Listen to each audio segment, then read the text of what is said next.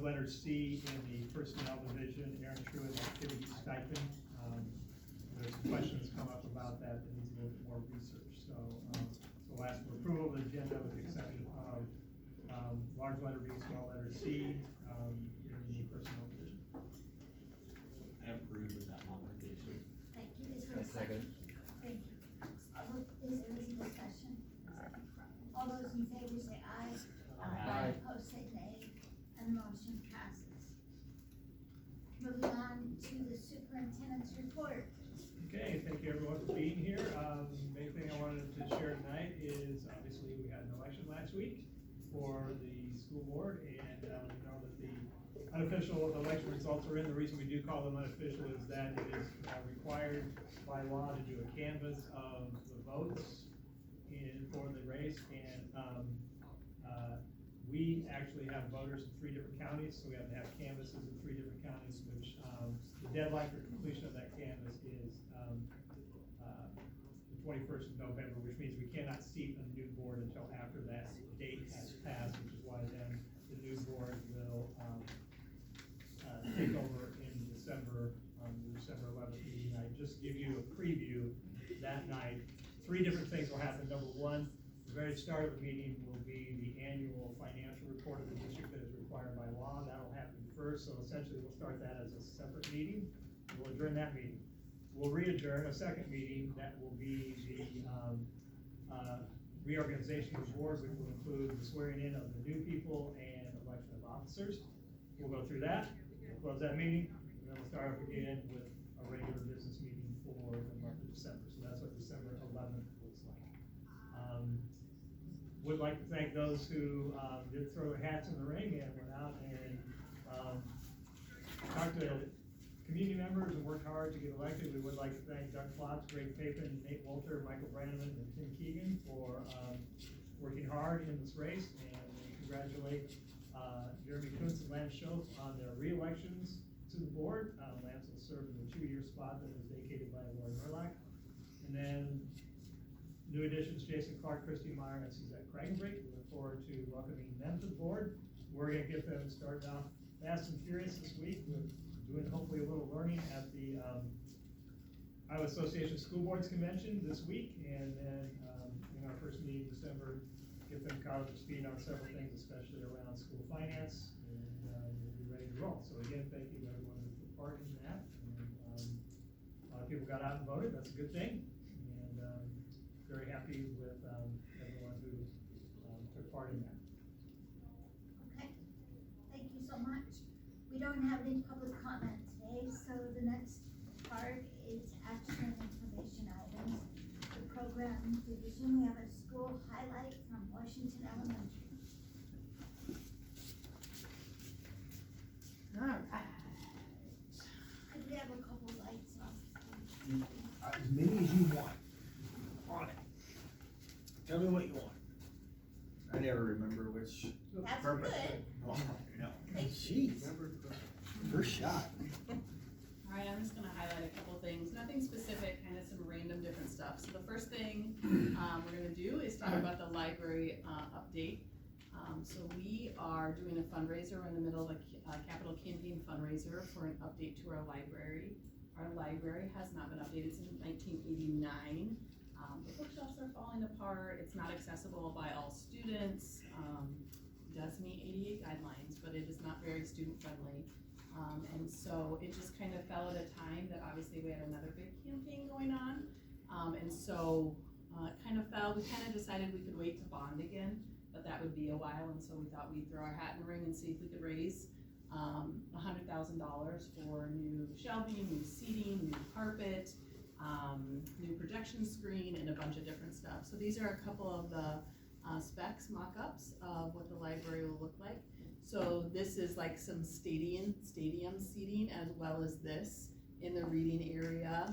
This is the circulation desk, and these are work table spaces. And then all new shelving along here and over here and back here. So the shelving that we actually have in the school right now is actually a hand-me-down from from what would have been the high school, when the middle school, or this high school was built or something. So it's older than 1989. That's just when it was put in there. So currently, donations to date, we had a huge donation by Gary's of $25,000. The last family, for those of you who have been around, Mr. Lass was the middle school principal, right? And I did not know that, but I got a phone call from his daughter-in-law and said, we'd like to make a donation. And I said, okay. And she said, what do I need to do? And I said, you just need to let me know. And she goes, we want to donate $10,000. And I was like, who are the Lasses? Someone's like, oh, here's the principal. So that was they've been kind of waiting to find something to donate to. And so this fell on their heart. Hills Bank is giving $5,000. And then we have Megan wrote a foundation grant. So the foundation is giving about $3,400. And then we've had $38,000 in private donations so far. So that's been a mix of just people in the community. We did a little campaign where people on Facebook put their favorite book and then donated $20 via Venmo, and we got about $2,400 through that. Just a fun little thing to do. And then we've just had some private donations of people we've reached out to that have a connection to Washington Elementary or Mount Vernon or worked in the schools. And so Amy Roberts has written us 2 grants, so we're waiting to hear back from that, but we are getting super, super close. So that's kind of where we're at right now. Any questions about the library? Would that be done in the summer? Yes, so we feel like we have enough money at this point that we can go ahead and order so that we get in the bids that we got for 2023. We didn't want to wait until January because then the bids would go up. So we think we now have secured enough that if we didn't get another single dollar, we'd be able to pull from enough places that we'd be able to go ahead and do it. So we will order in the next couple weeks so we lock in the 2023 prices. So it's exciting. All right, the next thing we're going to talk about is something we did with our staff on the early out, and we have been seeing a higher rate of stress and anxiety, not only among students but also among staff. And so I pose this question to everyone. What do you do when you are stressed, anxious, nervous, or overwhelmed? My son was sitting next to me when I was pulling these, and he wanted everyone to know that he picked these 2 things. So I told him I would shout them out. Some people excessively clean. That is not me. I think I know one person that excessively cleans when she's feeling stressed and anxious. Some people pace, but just think in your head for a second, what do you do when you're stressed and anxious, nervous, overwhelmed? And then Greg, you can click. It doesn't go anywhere, it stays on. Okay, and then click again. So here's some of the things that people exhibit when they're stressed. Restlessness, argumentativeness, I do that one. Hyperactivity, withdrawal, change in eating habits, change in sleeping habits. Some people cry. Some people have emotional outbursts. Some people use alcohol. People get into frequent arguments and mood changes. Any of yours up there? Yeah? Go back. We're shopping. Go back. Shop. I know, I didn't put retail therapy. I got with my staff was like, wait a minute, I do retail therapy. I was like, oh yeah, sorry. But anyway, now, if yours is up there, raise your hand when the last time you got punished, reprimanded, written up, when you did one of those things. Maybe by a spouse, maybe a little bit. But for the most part, right? You didn't get sent to the principal's office. Having them roll their eyes. Yes, I mean, silent treatment, yes, maybe. But you probably didn't get sent to the principal's office. You probably didn't get an office referral sent home. You probably didn't have to stay in for recess, right? And so we as adults have all of these reactions to stress and anxiety and feeling overwhelmed. We have a lot going on. And we do all these things freely, but we don't have any consequences to those other than self-imposed consequences. Yet our kids have those exact same responses to stress and anxiety and feeling overwhelmed, but we as adults react very differently to them. So they might come to school to us after having a really hard morning, feeling stressed, maybe getting yelled at, maybe they have a big day ahead, maybe they have a dentist appointment, right? And they might come in and they might be restless and they might be crying, and they oftentimes get questioned by adults or asked to take a break or sent to the principal's office if they maybe have emotional outbursts or if they have hyperactivity. And so we talked a lot about sometimes we expect of our children and our students a lot different than what we expect of ourselves. So we allow ourselves to do all these things, and those same exact things we reprimand and punish our children for. And so it was just time for us to think about, maybe when was the last time we do that? And maybe tomorrow, when we come to school and a kid is acting a certain way, maybe we'll pause just for a second and think, well, maybe what can we do for that student? That leads us to our next slide. So physical movement and learning. This is a huge part of this. Many people, when they are stressed, overwhelmed, they pace, they work out, they throw things, they hit things, they kick their feet, they might lift their leg, they shake their leg, they tap their fingers. So have you ever found yourself pacing as you talk on the phone or fidgeting while sitting through meetings and lectures? Perhaps you find yourself concentrating better when you are chewing gum. Children are taught to sit quietly and pay attention in the classroom, but what if this is actually preventing some children from performing to their highest potential? The results, so then I had them read articles, and I just picked out a few quotes from the articles. Also talked about how there have been multiple studies done that the same effect of 30 minutes of exercise in the morning is the exact same effect as a dose of ADHD medicine. So you're getting the same dopamine and you're getting the same concentration from exerting physical exercise, heavy pushing, pulling, moving, lifting to get all of your body going that you would get from a pill. And so there's been a lot of research lately, especially since COVID, that the diagnoses of ADHD as well as the prescription of medications has increased not only for students but also for adults. I bet we would see a lot more adults on anxiety medications, ADHD medications, and other types of medications. And so there was a study, and it talked about how maybe we should start consider socially acceptable methods of movement for children that permit them to squirm and fidget without interrupting others. Now, obviously, if someone is trying to teach and they're jumping on top of tables, that doesn't allow others to learn. But it's important not to have a punitive reaction when children are fidgeting, as it might be a mechanism that they are using to help themselves pay attention while they're studying or working. When I did this professional development, I started a timer on my phone, and when I saw the first adult get up and walk out of the room, I stopped it. Do you know how long it took my first adult to get up out of my meeting? What do you think? No, longer than that. 10. 23 minutes. 23 minutes. How often do you think students sit for longer than 23 minutes in a day? A lot. And that teacher didn't get yelled at. She didn't get called out. I mean, later on when I said it, she kind of did, but no one remembered who it was because so many people had gotten up and moved, walked around, stood up and stood in the corner, went and got a drink, went and got a bathroom break, went and got food. So we just talked about that. And so then we started talking about physical exercise and heavy work and behavior. And so you can read those quotes, just a little more of the same thing.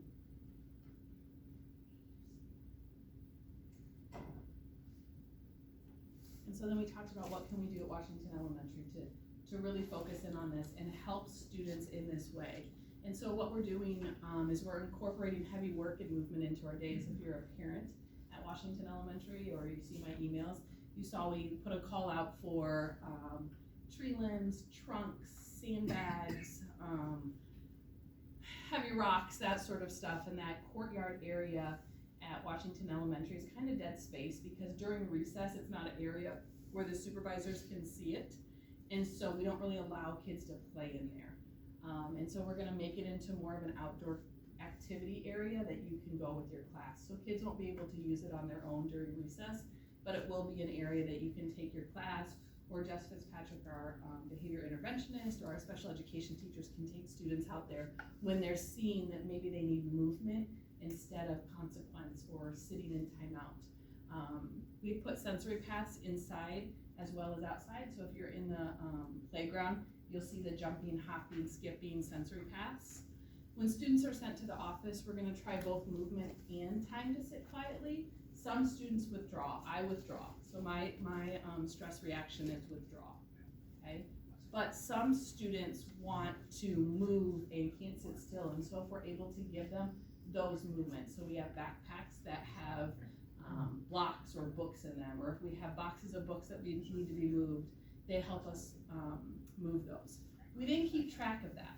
We don't wanna make a kid who needs to withdraw to calm themselves down, do heavy work, or vice versa. So then we track that for students who are coming into the office or receiving office referrals or just in the classroom to see what you're needing. If you walk in over the course of the last week, it's funny because you just see a whole bunch of kids walking throughout the day with backpacks on. But there's heavy books in there and it's making a big difference, and our teachers are really trying to see if that works. And then classrooms are starting their day with intentional movement and incorporating it throughout the day. So you might see classrooms walking up and down the hallways and doing movement and motion, they call it. So they won't just walk, but they'll jump and they'll stomp and they'll do sort of those things. It's not just the walking movement, but it's the heavy movement of pushing and pulling with your legs and your arms and your body. So that's that. Any questions about kind of that thing that we're adding into Washington Elementary? And then a few other fun things, and Greg, all the underlying things just have we're doing STEM kits. WeTap gave us about $2,500 last year, and so now if you scroll down, all of these STEM kits are available for checkout for kids, and so they fill out this form, and it comes to me, and then I check out the kit to the students. I send it home with them, and then they get to keep it for a week or 2 weeks. And it's just all sorts of different activities, force and motion, science, engineering, math, all sorts of fun stuff. Our favorite one at our house so far is the roller coaster one. So you get to build a roller coaster and it goes all around. So there's different grade level bands. There's some that should kind of hit all people. So there's some fairy tale ones that are more problem solving, but then there's also that STEM, science, engineering type mentality too. So that's a cool thing that's going on. The Celebration Rock, if you have driven by the elementary, you might see the Celebration Rock. It doesn't look like this anymore. That rock is actually from when we did the construction for the activity complex. They pulled that up and kept it for us until this year and then moved it over for us. But on your child's birthday, you can rent the rock for $10 and then you paint it. And I think if you scroll down a little bit more, there might be there's a couple kiddos painting it, and it just says happy birthday, so it was my birthday, my parents would just paint on it, might say happy birthday Kate, it might have a picture of something I like. They pay $10, and then that $10 is a fee that goes towards our PBIS celebrations. So we do read and feeds, we might have Kona Ice come, we do arts and crafts activities, we do sledding sometimes, and so we'll buy some sleds for any kids that can't bring them. So that's another thing that's going on. And then I think I have one more. Melodies and Masterpieces. That's just our winter concert. Thought I'd make everyone aware of it. We're splitting it up this year because it was so overwhelming last year when we tried to have big bands of kids. So we'll do kindergarten and first grade on one night, second and third, and then fourth grade will be the same night as the fourth grade orchestra concert. So they'll get to sing and do their orchestra concert. We are pairing it with the art program this year, and there'll be an art show as well. So that's where the masterpieces come through. That's another fun thing, and that's it. Just all fun things at Washington Elementary. Any questions, anyone? A couple other really good things that happened out of the past. I'm assuming they're still happening. We still have like the circus come up. The kindergarten circus, yeah, in May. That'll be in May, and then Yeah. don't you do some kind of food donation thing too? Or is that sort of gone back Yeah, to the county? we did that one, what year was that, 2019? 2019. We and had then like turned the into a polar, committee that we kinda yeah, kept our going. Food for Thought committee kind of came from that, where we just did a like, oh my gosh, we've been out of school so many days and our kids need food, because they normally get food from us on Fridays, and so, we did that really quick, and then a committee formed from that. Kate Rose was a really integral part of that committee. So with the passing of Kate Rose, I took it over for a little while, but we also found that it just wasn't as big of a need in our Okay. community as it had been. So now we support Southeast Lynn and our backpack program, but we don't have that separate entity that we had. We do like a food drive once a year, usually in the spring. The Care Club at the high school just did a food drive. So we still support them in that way, but we don't have like a committee that is managing it anymore. Anyone else? Well, thank you so much. Okay, next on the agenda is a review of Iowa school performance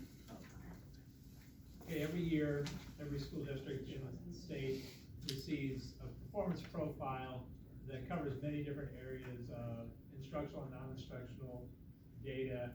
Basically gives you kind of a report card of how your district did the year prior. So I'm just going to hit some of the highlights. The board members received a kind of a user guide that goes along with this.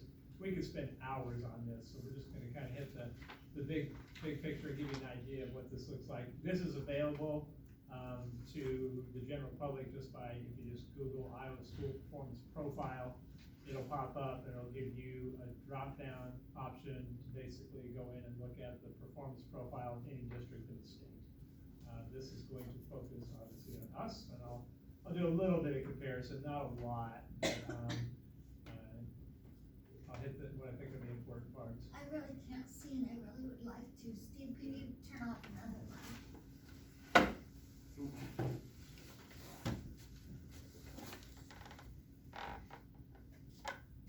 How's that? Is it the screen or is it just me? Am I the only one now enjoying But this? The words aren't. I think it's great. The words are a little out of focus for this. So, yeah, it's even worse, you can't print the darn thing and have it come out and look decent, so. So there are different performance areas, I'll just go kind of, we could go over them and everything. And what you see visually represented, the blue bars across for the different categories, the blue bars are us. The black diamond is the state average in those same categories. Okay, so you have first two talk about assessment participation. This is on the ISASP in the spring. What percentage of your students took part in the ISASP test? Then there are average school achievement in language arts and math. These are statistical numbers that are generated that essentially allow you to compare your school achievement against the districts of others. I'm not going to get into the statistical analysis of it all because it's really it's pretty convoluted, but it gives you a tool to be able to go in and compare against other districts if you'd like. Conditions for learning is a social, emotional, and culture survey that the kids take in along with the ISASP, Iowa statewide assessment of student progress. They take that in the spring. Grades 3 through 11. For a while, it was just grades 5 through 11. Now they've dropped down also to 3rd and 4th grade, which I don't know how I feel because I don't know how accurate the results are getting on that right now. But you also see then the 4 and 5 year graduation rate for the district. Then we look at growth in math and growth in language arts, and that's looking at student growth on the ISASP test year to year. The percent proficient on the ISASP for students. Obviously, this is the one assessment tool that is common to all 327 school districts in the state. Other districts, like we use FastBridge for other data points that we gather through formalized assessment. Other districts are going to use different tools, but ISASP is what everyone takes in the state. Then there's some categories called post-secondary readiness and additional classwork. So basically this one talks about what percentage of your students, high school students, are taking advanced courses either in their own building or at the college level or both. It also talks about success on the ACT, and then it talks about readiness for career and technical education, and that's something I'll talk specifically about here in a little bit. And then it talks about readiness as measured by the ACT or SAT. Basically, there's a college readiness score that ACT generates for all students. And then the post-secondary readiness index, the last one, combines the CTE piece and the ACT participation and ACT success rate into an index score. So I'll go back and talk about some of these more specifically. So again, blue bar is us, and the black diamond is the state average. Now this is for the entire district, and you'll notice we surpassed the state average in everything with the exception of one category, and that is this post-secondary readiness index career and technical education. I'll come back to you in a few minutes. And then we're right on the dot with post-secondary readiness index composite, which goes hand in hand with this other area where we're below the state average. When I look at this, the ones that jump out to me as being the most important are growth in math and language arts and percent proficient in math and language arts. We talked about this a little bit in SIAC. We had the results, they were embargoed to the community at the time, but we had the results of, the performance profile prior to that SIAC meeting, so we've talked about it briefly. And our growth scores and our percentage proficient, especially the percentage proficient scores, far surpass state average and far surpass most of our peers in the area and most of our peers across the state. I went in and just kind of started randomly looking at districts I thought were kind of the same profile as we were, kind of the same size, maybe, kind of a more, a slightly more affluent area outside of a metropolitan area. I probably put in 25 school districts, and I found very few that surpassed our performance. Kudos to Pleasant Valley and Decorah because they did. Now, I didn't go into every district, but I did look at some area districts, both in the WAMAC and not. Others in the Grantwood ADA, and we performed very favorably in comparison to those other districts. So if you look at like the growth ones in math and language arts, the state average is 50, and we were at 57 and 57.5. And then the percent proficient, if you look, we are substantially above the proficiency levels. 69.5 is the average for the state. In math, we are 85.03, and then 71.4 for the state. In English language arts, we are 87.05.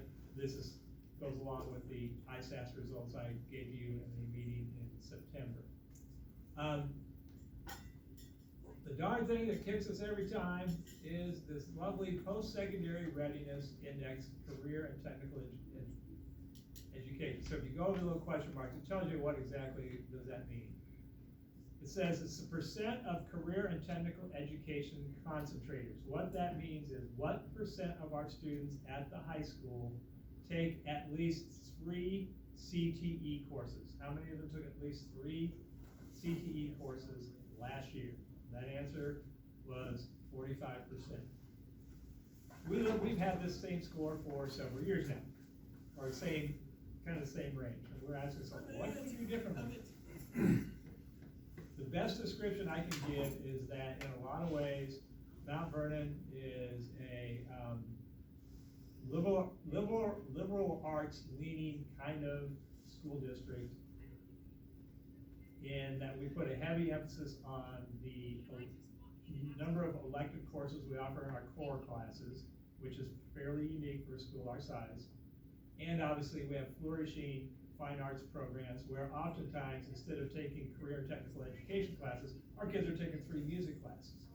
So really we have to kind of change our identity if we really want to bolster that score and more, for lack of a better word, force students into a career and technical education track. We have tried to encourage more CTE involvement in students, but we are who we are. So I will make a comparison here. You would see a much higher score in this area for Solon, because Solon has had ingrained in their culture for a long time their connection with the Kirkwood Community College, Iowa City campuses, and it's just more ingrained in their culture to have that focus on more of the CTE emphasis than we do. At the same time, where we have a flourishing speech drama program, they have students coming to us to take part in speech drama because they don't have a program, because they don't have enough kids. So it's just kind of a trade-off of, it's kind of who we are, without trying to force students into CTE classes. That's kind of just the reality of it. That's why then the post-secondary readiness composite is right at the state average, because we lag behind the state average in this one, but we're above the state average in the ACT participation, and we're above average in the ACT performance. Remember, we shared back in September, October, that our ACT composite this past year was the highest since 2015. I have a question. Go for it. So this isn't really that we don't offer them, it's just that a larger majority of our kids choose to take the other classes. Yes. Because we have plenty of those classes. And we have the opportunity for kids to go take them at Kirkwood, et cetera, et Right. cetera. Mr. Brandon. Just a couple clarifications. Number one, we offer as many or more than anybody in the area. We have all the business courses, we have all the FCS courses, family consumer science courses. We have welding, we have woods, we have CAD, we have auto tech, we have power tech, we have engines, we have all of those things. So to clarify just a little bit, just to explain a little bit more in depth to what Greg said, when he says they take 3 musics, it's not really accurate. They actually some of them take 3 musics in a semester. Now take 3 times 8 semesters. That's 24 musics, right? So, and not every, by no means does every kid do that, but we have a lot that take 2. Okay, they either take like choir and band or choir and orchestra. So if you just take 2 times 8, that's 16. And then when you take your 4 cores, math, reading, science, social studies, 2 music, you're at 6, and 1 semester you have to take PE. There's your 7. There's your 7 periods a day. You got 1 other elective to take. You got 1 other slot. What's it going to be? Is it going to be anatomy and physiology? Is it going to be another English course? Is it going to be one of the CTEs? Or, what I didn't mention yet, is it going to be your foreign language that you need to get into a 4-year institution, and you have to take at least 2 years of it. And we have multiple kids that take 4 years of it. So, and concentrators, I believe, is actually, you have to take 3, I talked about this with our counselors, you have to take 3 to be a concentrator in the same strand. You don't just get to take culinary arts, entrepreneurship, and woods and have it become a concentrator. You've just taken 3 electives. You haven't taken welding, power tech, and auto tech. Now you're in the same strand. Or you haven't taken culinary arts 1, culinary arts 2, and human growth and development, which is all in the FCS, same strand. So we have many kids that take these courses as well, they just don't become a concentrator, which is taking 3 in the same strand over the course of your 4 years. Thank you for clarifying, because I think it is easy, including myself, for people to just look and assume we might not offer. I knew we did, because I could see it in the book, and I also know that we would, but I don't think you get that nuance just by seeing the score. And it's not an excuse, it's just a reality. Like, it's just an explanation of what we have to offer. We have lots of kids take those courses, they just don't take 3 in the same strand. And my first reaction when this score started popping up 3 years, I think it's 3 years ago, I started reporting it this way, I'm like, we gotta do something about this. Yeah, we don't. And it's just who we are, it's just, okay, it stinks that you get, you lose some points, but the offerings are there, but the elective classes that our kids are able to take within the core at the high school is still, like I said earlier, beyond that of a lot of schools our size, so if anything, we're the victim of our own offerings. We offer so much that it's kind of diluted, but so categories like the whole post-secondary readiness came out especially over the past several years with Governor Reynolds' initiatives around Workplace Iowa and everything, and that's not a criticism of the governor, it's actually, he's done good work in that area, but it was given a certain level of importance within the scheme of things of the Iowa School Performance Profile, that it kind of dings us from time to time, because we don't have a lot of people in that area. So Greg, just one more question on that. Did I understand then that bottom score gets pulled down because of the career and technical, it gets taken, that gets weighed in there? Yeah, the measure includes student participation and scores on college entrance exam, participation in post-secondary and advanced coursework, and percentage of students who are CTE concentrated. Got it, okay, so that explains it. Yes, the other pieces are just fine, thanks, and then that one does. Then we can go in and we can look at each building. So you see over here, overall score rating, it gives you a number, and it gives you a category: commendable, high performing, commendable. There are 6 levels that you can be rated in the Iowa School Performance Profile. The lowest is priority or comprehensive. If you're priority or comprehensive, the state is coming in and offering you intensive support to get your achievement up. Needs improvement, there is another level of support there as well from the state, but not quite as intensive as if you're priority comprehensive. Then there is acceptable, commendable, high performing, and exceptional. And we can even go in and look at the list of schools that hit those different categories. There are very, very, very few that were exceptional this year, and there are typically very few in the state that are exceptional. Our middle school was exceptional 2 years ago, I do believe. This year, both the high school and the elementary were in the commendable range, whereas the middle school is high performing. Interesting that when I go in and look at scores from other districts, typically the middle schools in the district are the highest performing, followed by the high schools, followed by the elementaries. And I think there's something to the elementary being lower that I'll talk about here in a few minutes. The high school missed high performing by a half point, and the elementary missed it by like 3/4 of a point. So they were right there on the doorstep of Final Four. What's that? The points are really close. Yeah. For you. Yeah, and so, so all in the upper strata of the ranges given. So you can go into each school and look at what that means and everything, and they give the score, and they talk about, so then we can look at those same bars and see essentially what we've seen before, broken out. And it tells you the weight that each category is given. So you can look at this and see that at the high school level, the thing they put the most weight on in the determination of levels is on growth in math and English language arts.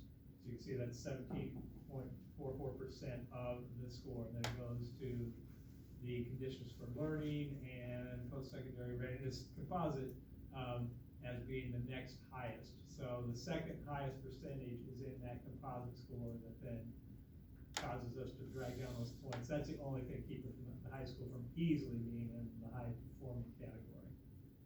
We can go down, we can drill down too, and let's take proficiency scores here. And I'm only touching the surface of how you can drill down on this data, because we'd be here all night.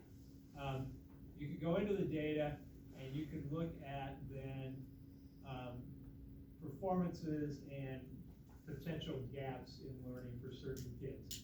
Now, you have to have a certain number of students in different categories to determine whether or not, to be statistically measurable when you do measurements and assessments like this.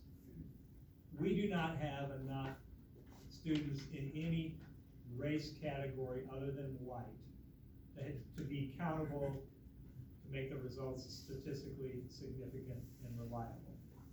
But we do have enough students who are in lower socioeconomic free and reduced lunch to count, to determine whether or not potentially there is a gap in learning amongst kids. So this is all students here. So this is English language arts. This is all students. This is students of lower socioeconomic group. So you can see that there's about a 10-point gap between the two. You can see at the state, there's a 15-point gap. You'll see this across all 3 buildings. I won't go into all 3 buildings, but you'll see this consistently is that our gap between our lower socioeconomic students and all students is typically less than that of the state. Now here you'll see that the gap between all students and lower socioeconomic students in math is about the same as the state. Students with disabilities is another story. So you see the gap here is 86 to 23, whereas for the state it's 71. So we have a bigger gap in English language arts in the high school for our special education students. Then you need to go in and look at what, types of disabilities do your students have that receive special education services? Obviously, it stands to reason that students with disabilities, learning disabilities, other disabilities are going to struggle more in school, but this definitely helps us say, what can we do to close this gap? Our gap with students with disabilities is about the same as other districts in the state, so it's pretty close, but obviously that's a big gap that we would like to close as best we could. Let's go back, you can see the same thing.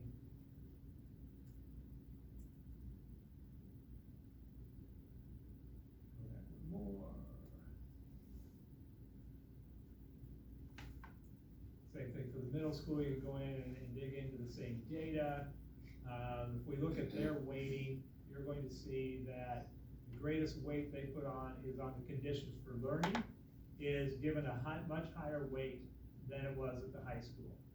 High school has more categories to be measured, and also I think this is kind of the, what's the culture like in a middle school, and sometimes middle schools are seen as places where your kids struggle more with the social emotional piece than other grades.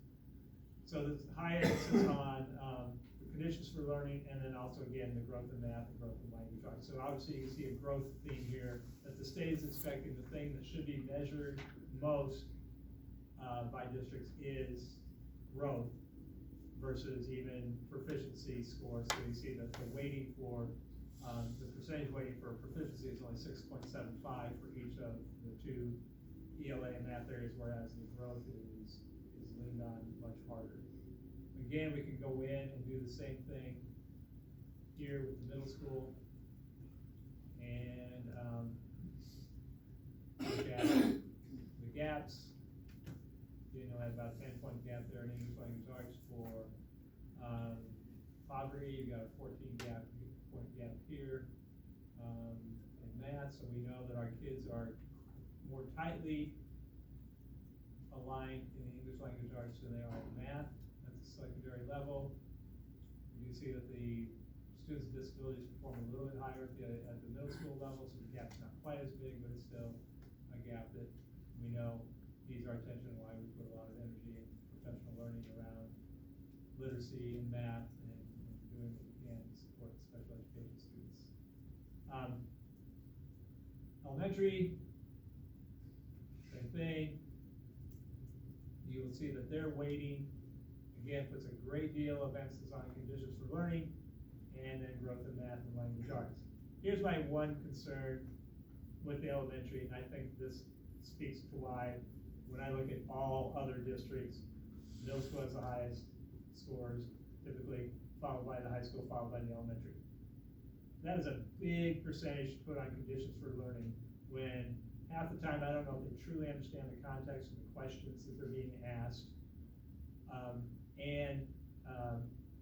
It's third and fourth graders. I also have concern with the growth scores, because at the high school growth scores can be shown over a 3-year period of time. The middle school's growth scores can be shown over a 4-year period of time, 3 years at the high school because seniors don't take the ISS. But the elementary is really only measured over 1-year period of time. How they do in ISS from 1 year to the other. That's the only thing they're measuring growth on. So that makes that really harder, I think, for elementary schools to score as high as their secondary counterparts, because there is such an enormous percentage placed on that, despite the fact that they don't have a lot of time to. Greg, do most elementaries include 5th grade, or we have 5th grade in the middle school, or are they more divided the way we have? They're gonna go more 5th grade in the elementary. That's all. Yeah, we're atypical. That's all. I just by looking at the statistics, it makes it a little hard to look at. I was wondering. Okay. Good point. So here again, we're within 9% with the gap with lower socioeconomic. Actually here, math, the gap is less than we saw at the secondary level, and less than the state level. Then you see a 37-point gap with all students, the students with disabilities in one area, and then 44% gap as well, which is pretty consistent with what the state level is. So you can go and dig in all that. There are also other metrics you can look at, chronic absenteeism, attendance, civil rights data.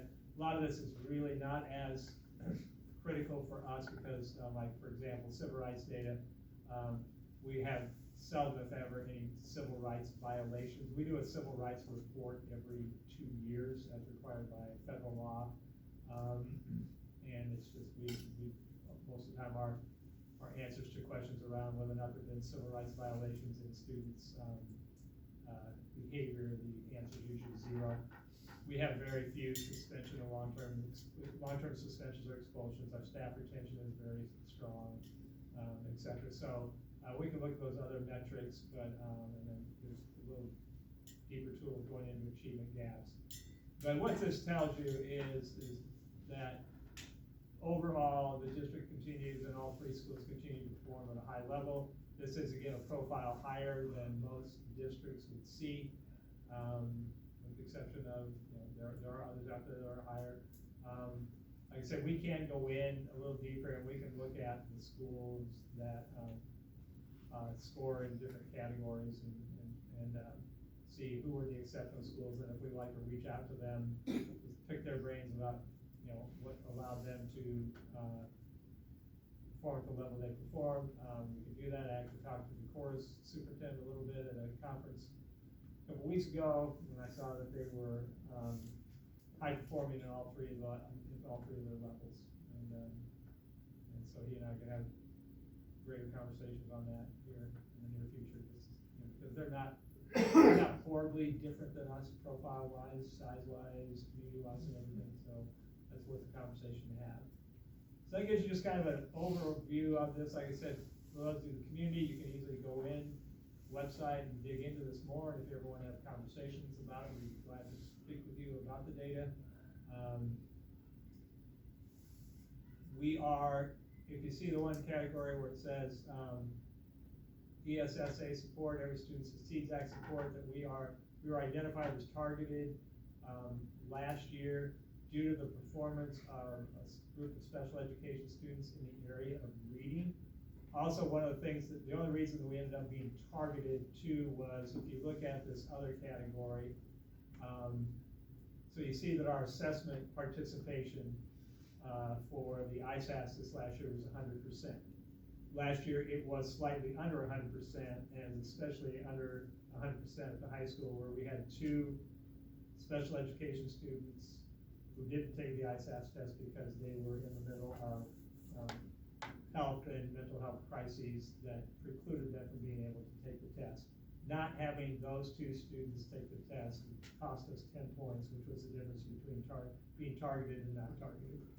If you're targeted, you work with Grantwood AEA specialists to look at your instructional practices to see what you can improve, and that's actually a good exercise for us to go through. The middle school was in the same boat about 3-4 years ago, and we did some really positive professional learning around that, and the kids that were originally the targeted group ended up being very successful at high school, and we were able to address the problem, cover the gaps, and help them improve in reading. Yeah, it's very high level. We could sit here for hours and go through this data, but I don't want to. Totally bore the guys up. Any questions about this? Just one clarification. In comparison to other schools, does everybody get classified as middle as 5, 6, 7, 8, or is that unique to us? So we're kind of comparing apples and oranges. It could be all over the place, because even a district like Lisbon only gets categorized as either elementary or secondary. Linn-Mars will have schools that have multiple elementary schools. May have a school that is exceptional, and might have a school that is needing improvement. So it's all kind of convoluted. Trying to compare to another district. It's hard to make a truly apples to apples or comparison is really hard. You can get in. You can look at a district. You can look at us in Solon. Not that I would have ever done that, but when I looked at us in Solon, over a 4-year period of time. So they've been basically using this measurement since 2018. We have to skip 2020 because of COVID. Us and Solon are just really tight in our scores. So basically, I looked at conditions for learning. Now, I will say that our conditions for learning scores are much higher than most people in the state. so that speaks to culture and the climate, which is a nice thing. So if I looked at Solon and us, you know, so growth in math in 2018, we were 56, they were 49. Growth in English language arts, they were 56, we were 53. Percentage proficient in math, they were 87.35, we were 86.72.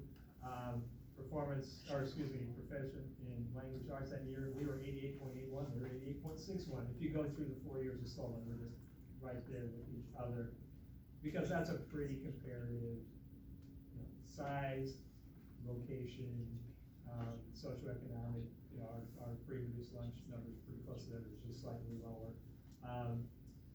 WAMAC wise, we come out very favorably in comparison to the WAMAC schools. And so, yeah, you can do some comparison, it's not perfect, but at least gives you a sense of, but it's more about how do you measure yourself against the standards that the state puts out. Now, you know, and we could definitely quibble with some of the things in regards to the weight they put on different categories.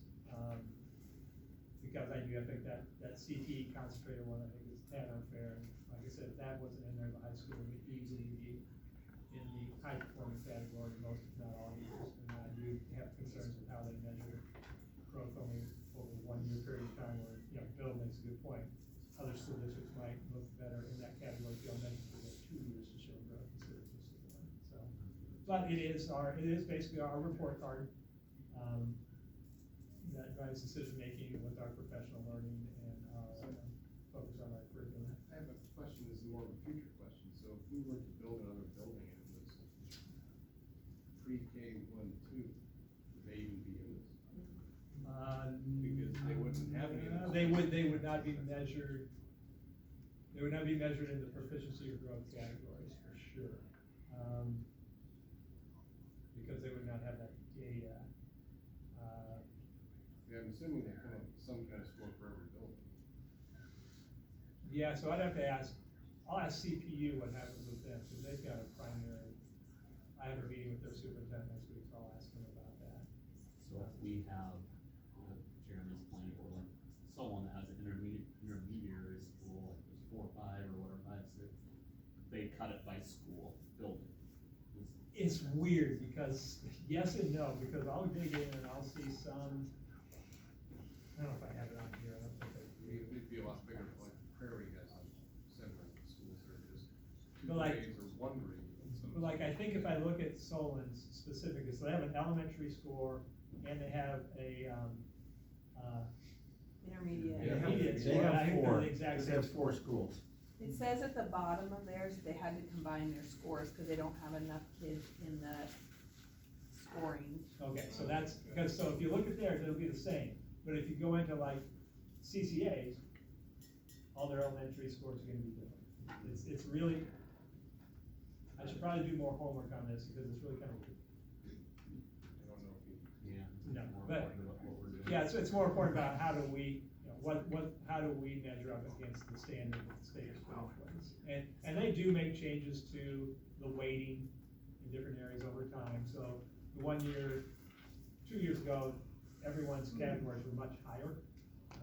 The year that the middle school hit exceptional, and after that year, they made some tweaks to the weighting of the different And the categories. only reason I ask is because these scores can have consequences. Yes, yeah, if you're in the bottom 2 categories especially, if you're in the comprehensive or the needs improvement, there are, you know, more serious consequences as far as state involvement in helping you improve.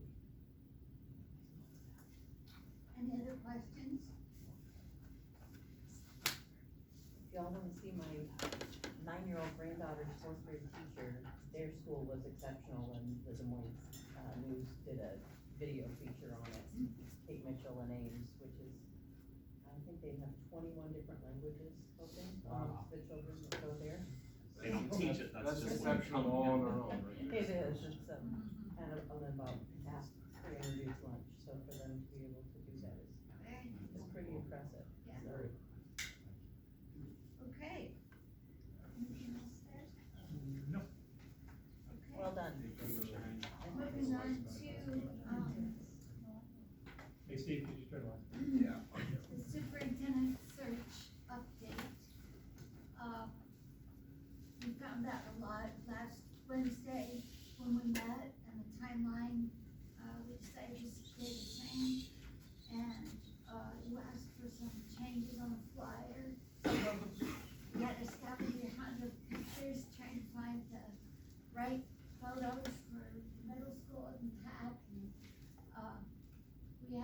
heroes in the mix, Joanne Gage had a student go to the middle school.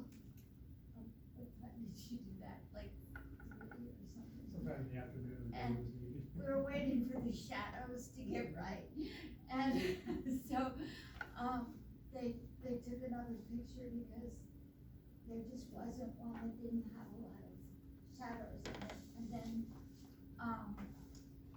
the pack, we really didn't have any good picture of the pack, so I went to Tom Stevens' classroom.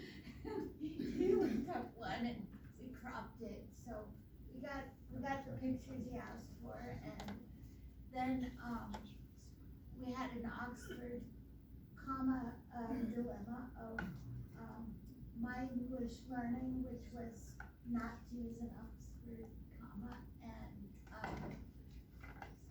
so I asked a person in the town that would know who they thought the best editor was in high school. So they pointed me to one, and I went to Tanya Tinley, and she is a pro Oxford comma gal, so we put in lots of commas because there are lots of ands. So anyway, it is, edited, and it has new photos, and it is off to see the wizard. I asked Molly for an update today. She said, at this time, Ray and Associates has begun actively recruiting and contacting potential candidates. We also reached out to our associate network across the country to generate word of mouth and referrals. Half of the advertising has been placed for the first 30-day window, and the second half will be placed in December. The initial response has been very strong and promising.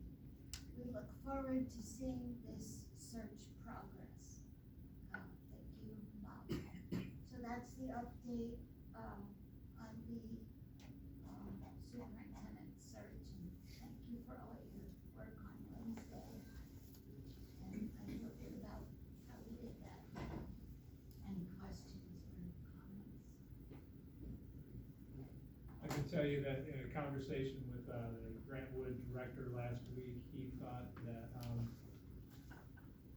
our superintendent opening was the most desirable one of the year in the state. And that's the perception out there, and I asked him if he heard any good rumors on candidates, he's like, yeah, nah.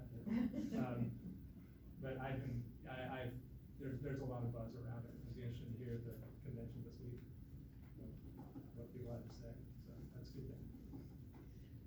Okay, moving on to, approval of contracts. Okay, so you're gonna need to approve letter B, A, and B. That's Sean Voigt, middle school boys wrestling stipend. Stipend is necessary due to the number of students out for boys wrestling at the middle school this year. And then Aaron Kraffels, elementary PLC leader. That's a replacement position for another person who is leaving that role.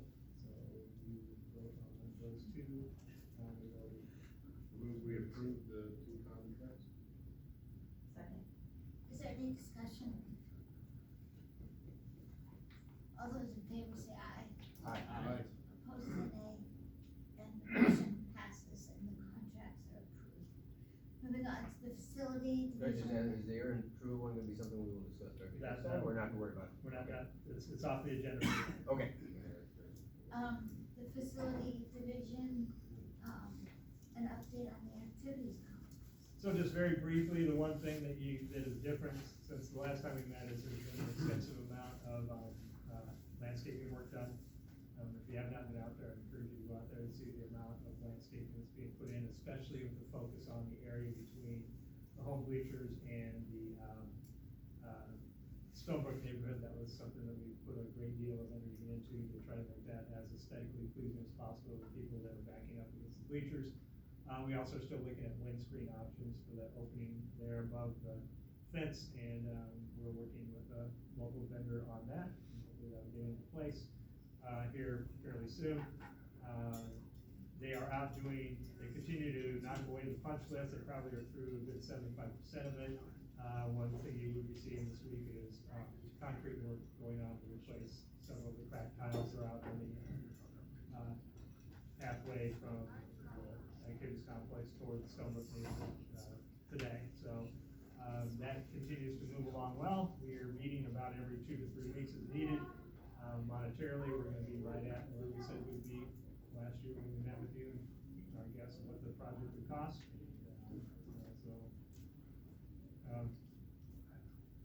It was a good start, and now we are winterizing the whole, the buildings and everything, so that, it'll be good to go for the spring. We can get all the furniture and stuff in and taken care of, and be ready to go. We think we're hosting a track meet in late March, which ought to be nice and warm, and I'm gonna be in the press box. No, you won't, you get started late. That is a nice one. You might have a lot of company. Yeah, I said I might be very crowded up there. So. Okay, thank you. Any questions? I actually have one, now that this is complete, we've got the library project going on, what are the future projects on the facilities? So I will give a facilities update in January when you're gone. All right, well, never mind. I can sit back So- there, right? So, the big question comes around that Jeremy alluded a little bit to, whatever becomes of things if there's a fourth building. When we first were having that conversation after I provided my 20-year facilities vision in 2017, that was really around a 4-5 building, talking about doing more of an intermediate building where then we could pull the fifth graders out of the middle school, and then provide some relief, at the elementary school and, help balance out the number of kids a little bit. Growth in the district hasn't been quite as aggressive as we thought. We'll talk about certified enrollment here in a minute. So from a numbers perspective, is it something that's needed right now? No. When's our capacity to bond again? We're guessing somewhere around 2026, 2027, once we get the 2018 bond issue paid off. The other issue, obviously, that's come up in the last year and a half especially is around childcare.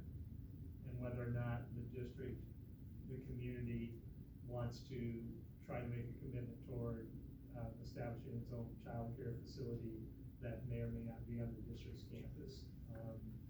There's been a lot of conversation around that. We had a meeting last week of representatives from the city, Cornell, and the district to talk through that. And we really are trying, there's a lot of entities out there in the community looking at the childcare question. There's been committees and subcommittees through the city. League of Women Voters got some things going. We've been doing some stuff with Cornell and the city, including pursuing a grant in the summer of 2022 that we just couldn't pull off. And so we're asking ourselves a couple questions around, have we truly asked the community what the level of need is? So we want to go back and say, do we need to do more of a formal needs assessment of the community to talk about this issue of, basically being an area that's been identified as a child care desert, and also talking about, the reality of things like the LECC in Lisbon having a waiting list of 150, 180 kids. So there's talk around that, and also talk around, have we pursued all avenues for funding such a facility before we would ever reach out potentially to community donors to ask them to help, pay for such a facility.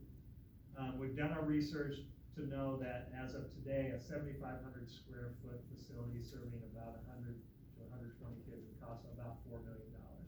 So envision that if you really wanted to go out and start a program and add some seed money in addition to building a building, you're probably talking about a $5 million investment. So does the Mount Vernon community have the capacity to run a capital campaign for $5 million? And note that I say Mount Vernon community, not Mount Vernon Community School District. Because we think that if this is going to happen, it has to be a full-on community effort. So those are the types of questions we're wrestling with now. But in our last meeting, we kind of got to the point where we have to pull in all the different entities that are working on that issue to determine what to do. So that would be a question of then, if there was a fourth building built, would it be a 4-5 building? Would it be maybe an earlier grade or early childhood center, childcare center? Other than that, then the bigger pieces that people talk about are what to do with the middle school gym, what to do with the exterior of the middle school, and whether or not to add an auxiliary gym, weight room, and new resting room to the bottom floor of the high school, and then turn the top, those spaces that currently have the weight room and the resting room at the high school, and turn those into 4 classrooms. Right now, the bubble in the district is the high school. It's the area that has the highest number of students in classes.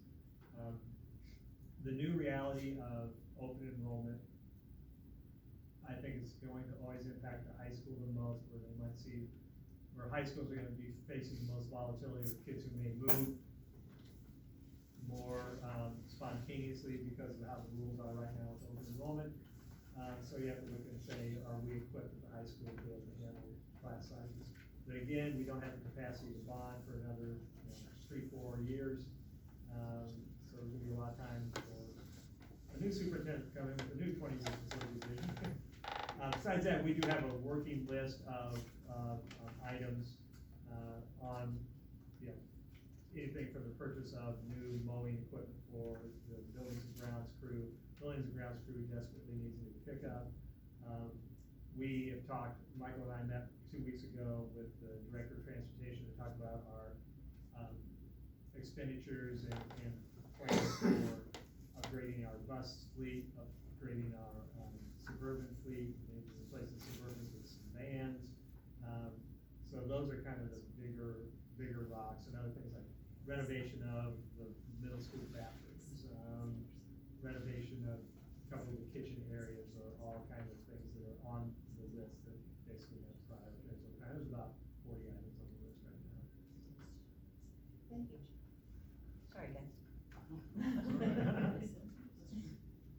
Okay, moving on to the administrative division report on certified enrollment. Okay, just as a reminder, so from the certified enrollment of 2022 to the certified enrollment of 2023, we are a +12. We are down 15 in resident enrollment, and we are up 27 in open enrollment. That's kind of been a trend. If I go back and look at the notes that Matt, Burke, and I were talking about 4 years or so ago, 5 years ago, I would say that we probably think there are probably about half as many new homes having been built in the 2 subdivisions or are being built as we speak than we anticipated when we were thinking about growth 4 or 5 years ago.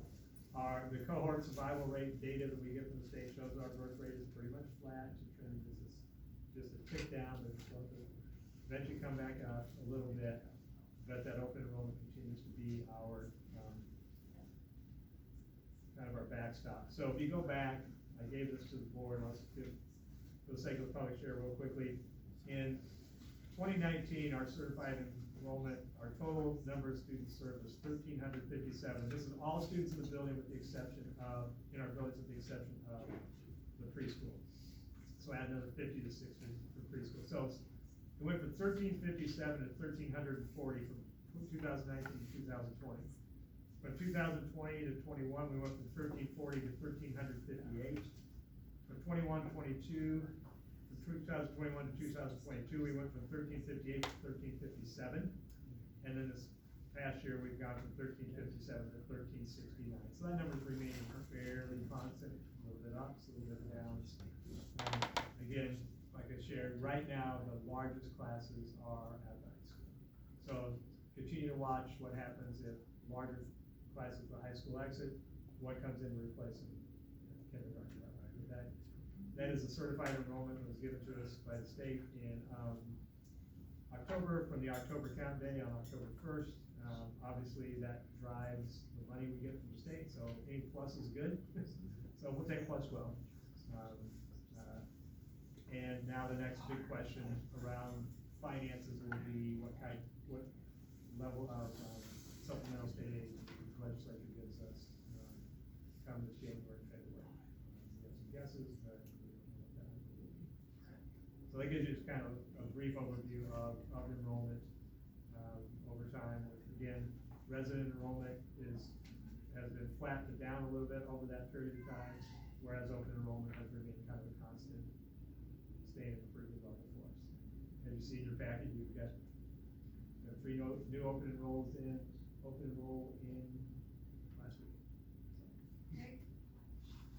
Any questions about that? So remind me if I'm correct on this. So our number from the state is gonna be taken off of actually line 7, Actual enrollment, And then the open enrollees come in, that money comes a year late. yeah, the money follows you, you're right, yeah. So that's more the number we need. Yeah, for year to year, but then, 13. then the money comes back to it, so it's one big chess piece, one big. And then the kids that open enroll after October 1st, We pay for them. we don't get money for them unless they stay 2 years, is that essentially it? I mean, we don't get back money. No, you still get it. Still get it. We will get it at some point. It's based off of where they are at the count date, so if they are resident student of Mount Vernon on October 1st, and we would get money for them, as they were here on count date, or vice versa, so wherever they were on count date. And then the same thing with that is if they're already open enrolled into the district, so we have a listed student here as of October 1st, and they'll list before that, but if they come in after October 1st, we can't bill for them. So. Count day is important. Yep. Matters a lot. Okay, moving on to, school board elections. Just again, what I shared earlier, I forgot that this is on the agenda later, just, again, that those results are unofficial until the canvassing is completed, which will be done by next Tuesday. But we do, there is nothing really in dispute in regards to the, results. There's no, any results that would call for a recall and everything, so it's just now certifying, and then we're gonna do install in December. All right, next on the agenda is the second reading of the 500 series policy. The only change that came up last time that Sherry caught was around the definition of out-of-school suspension that you see up here. The fact that restriction from school activities was included all in the paragraph under out-of-school suspension.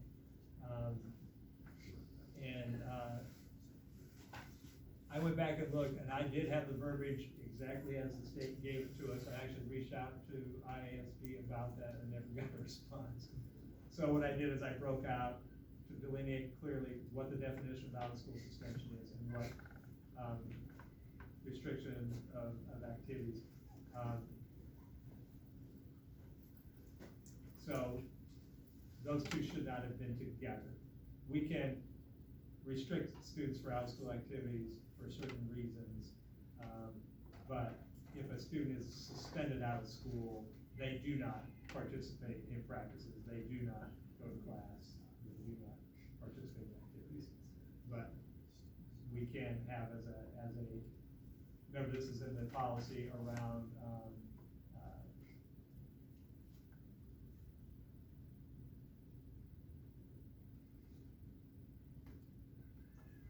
discipline of students who make threats of violence. So we have at our disposal all of those options by definition, including restricting it from activities. So those were cobbled together with out-of-school suspension. Don't know why, but I just separated them out so it shows that clearly we have both of those among other options at our disposal if the student is violent. That was the only area or the question was brought up during the first read. The rest of the packet was the same. Any other questions about the 500 series? Any discussion? Would anyone like to make a motion? I still move to the acceptance. Okay, that's been moved and seconded that we accept giving of the 500 series. Any more discussion? All those in favor say aye.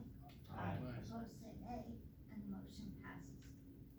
Moving on to reports, are there reports of any committees? Do we have someone going to WeTap? I've reached out to the VTAP president, let him know that we're here, but Okay, thank you. And, any other reports you've gone to? Okay. Unfinished business, as far as IASB convention, I can see that Amy's been in touch with a few people, and I assume you've got your car rides figured out, and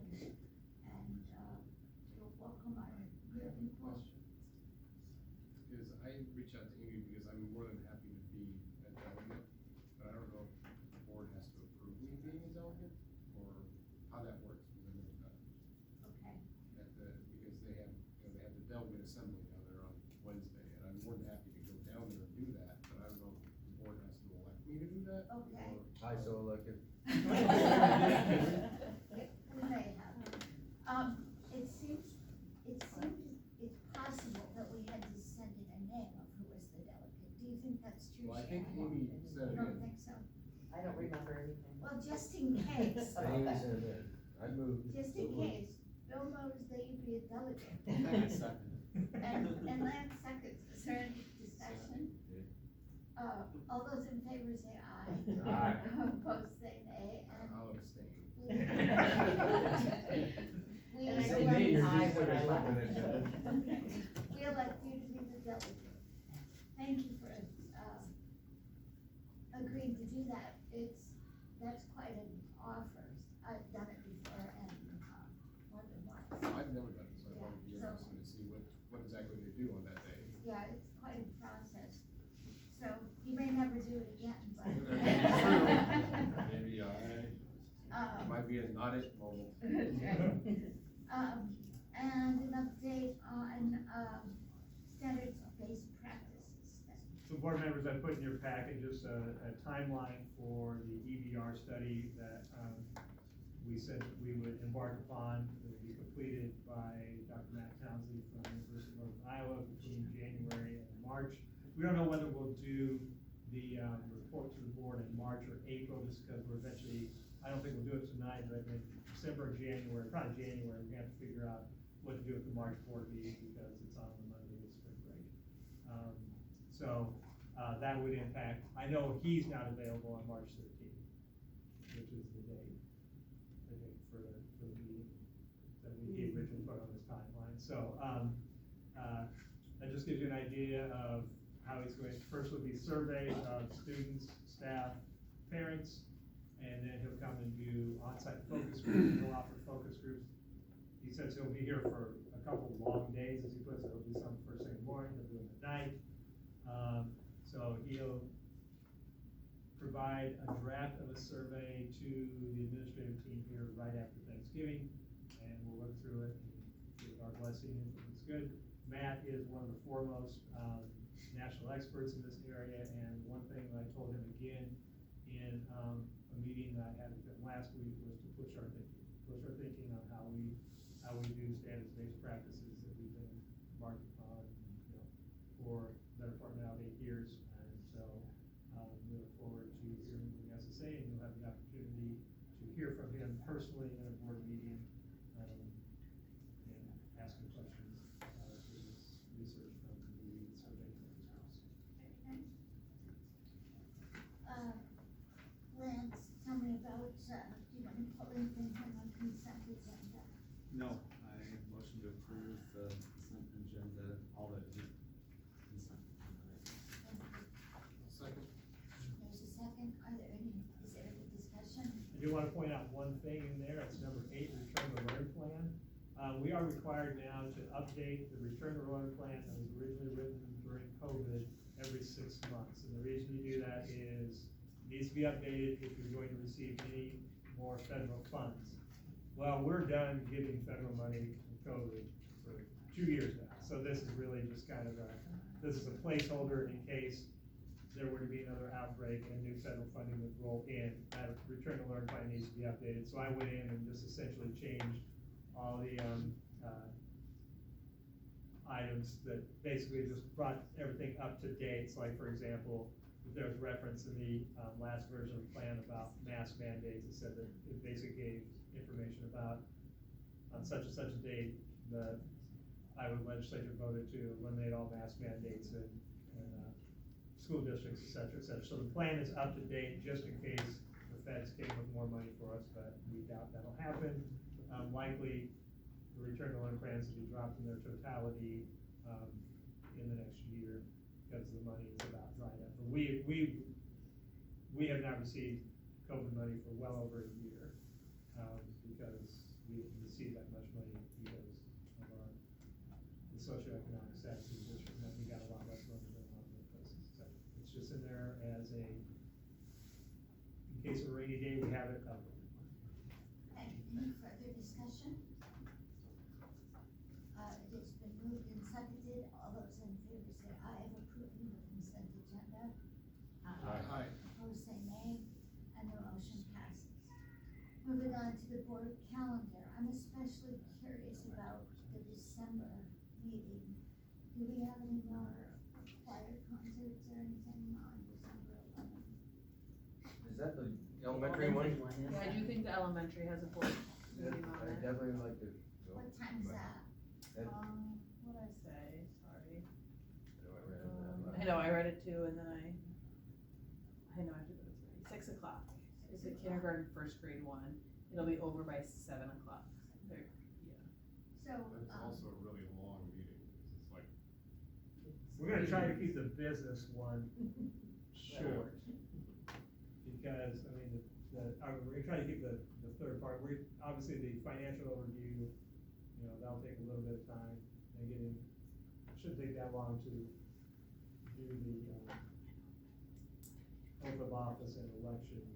So we'll try to keep the business part, the third part, pretty much shorter than tonight. Have we already published?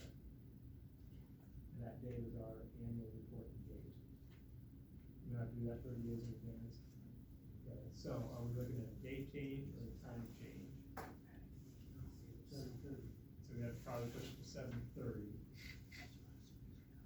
We did date change. My wife will have moved to Omaha by then, I got all night. I did date change, I would guess that Wednesday would be the open date change, because I don't think we can have any concerts or anything on Wednesday, but I don't know if that'd be a conflict. Just remind me, do current. September 11th is fine. What's that? 11th, as long as people, Yeah, new members. I just know I Yeah. want to go to the concert, Yeah. I mean, but I can also get Correct. out. Yeah, they do the, Done. they do the annual report and then they leave out. but you're right, we all have to show up. Yeah, you're still showing up anyway, so. Yeah. It's decent. Two parts. I really cannot meet any other day that week. Okay. So- Well, if we started it, well, I guess I shouldn't speak. Yeah. I get to So, leave so, early. please move your concert to 4, please. See what I can do. Are we worried about people that are attending the concert, or are we worried about like parking? Attending. Myself. I'd say that, you know, Maybe. board members will want to attend, but then we also will have somewhat of a parking issue. I mean, I would think 7:30. It's just kindergarten and first grade.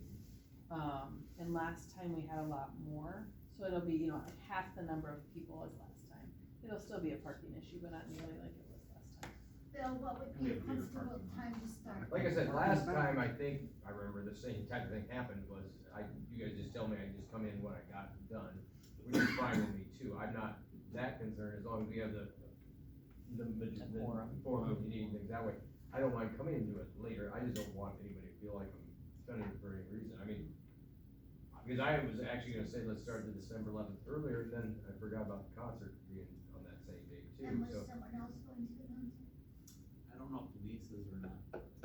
She wouldn't, she would have no reason. Okay. Wouldn't have a reason. No. So if you guys don't mind me coming in, I'm fine, I just wondered if I, cause then, like she said, it may not be a full hour, I mean, if it's just those two grades doing their songs Okay, and stuff, I don't know that will take that long, but, okay. and I can pop out like a citizen, I feel like my two grandchildren have done their thing. Do they vote to accept the financial report? It's just information, right?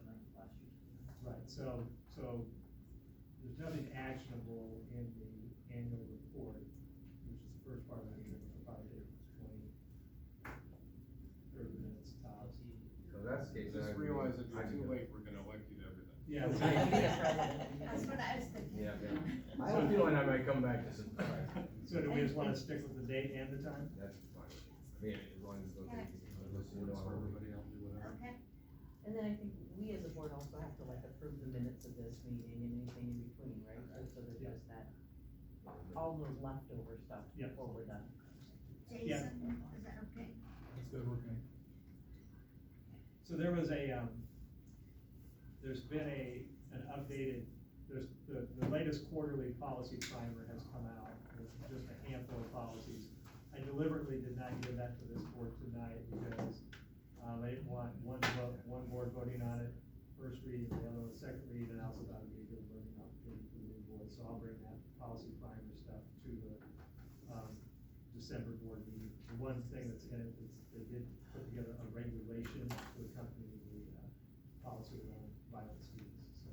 So you can do that, so yeah, so we'll just keep the time and date the same.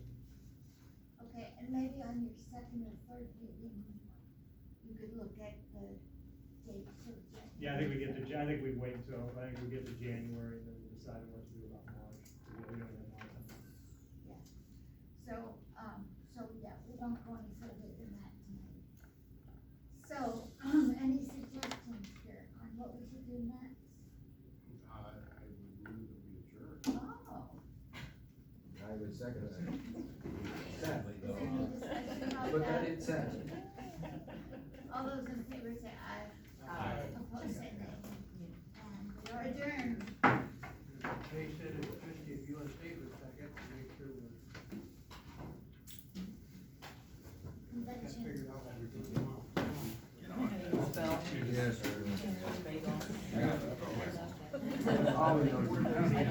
I know you don't. I don't. I'm very thankful for him.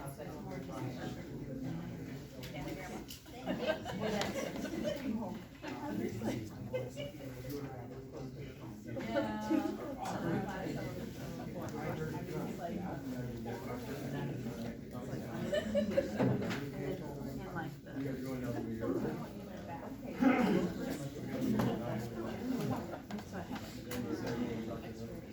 Suzette's not going until Thursday. Suzette's not going until Thursday. That, yeah. I got that late today. Mary, out.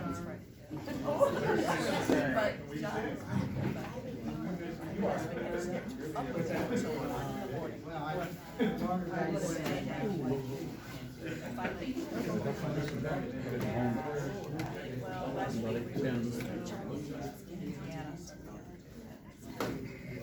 I ended up in July.